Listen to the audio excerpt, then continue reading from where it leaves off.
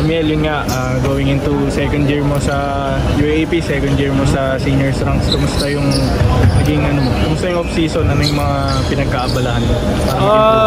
So ayun, after nga ng rookie season ko, talagang nag-set na ako ng goals na dapat mag-step up ako sa second year ko. Kumbaga yung role, yung mga skills ko kailangan ko pa improve, and yung role ko dito naman is ayun, parang tinatry ko na rin maging leader para pag-alis ng mga seniors namin, tinatry ko na gampanan yung mga ginagawa nila dito. So ayun. So ano lang, more on extra skills, more on improving my game talaga para makatulong sa team. Nasabi mo ba na, ay, gano'ng kalaking tulong yung, yun nga, nasabi mo yung seniors na having Nick, having Fordsy, gano'n na naging kalaking tulong sila sa'yo?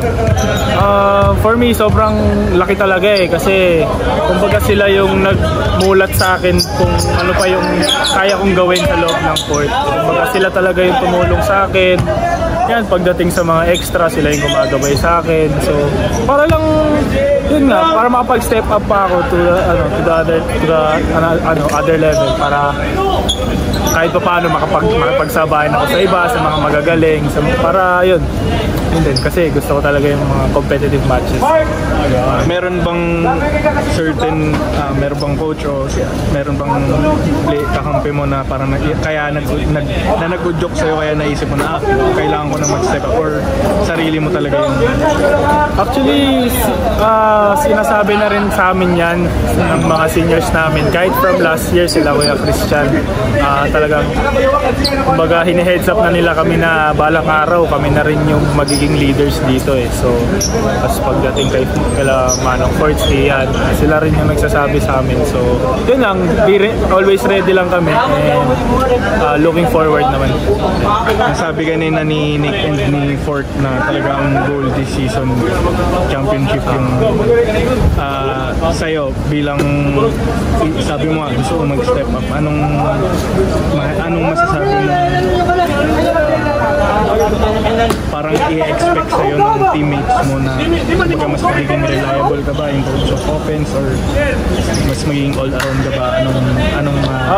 For me naman, ang gusto ko lang expect sa akin ng mga teammates ko na I'm always there to lift them up. Kahit anong mangyari, andun ako para i-cheer sila, tulungan sila, and pag nata-down sila, yun, parang gusto ko lang na ibalik yung kumpiyansa na nawala sa kanila para makatulong din, kasi mas gusto ko na masaya kaming lahat, kasi pag masaya kaming lahat, nakapaglaro talaga kami ng maayos, and grabe rin yung pinapakita ng bawat isa So yun. Sabi rin ni kanina, pati ni Fort, na sobrang ganda raw ng chemistry nyo dahil sa mga off-season na trip nyo. Pero para sa'yo, nasa na yung progress nyo few weeks before yung season 8? Actually, sobrang laki ng progress namin itong mga past weeks, kasi after namin bumalik ng Korea, pagbalik namin dito, parang ang daming nangyari doon. Ang dami rin namin natutunan, ang dami namin na-realize, and then pagdating sa mga practice, ganyan, yung mga kalokohan namin, nadadala namin sa loob ng court. Minsan, madalas nakakatulong siya sa mga players kasi yun nga, pag nakakahawa sila ng kasiyahan sa yung iba nahahawa na, so yung energy ng practice gumaganda, so yung takbo ng practice din, yung chemistry ng bawat isa gumaganda din, kumbaga nagkakahawaan lang, so yun. So talagang mataas yung confidence. Mataas talaga yung confidence namin. Mas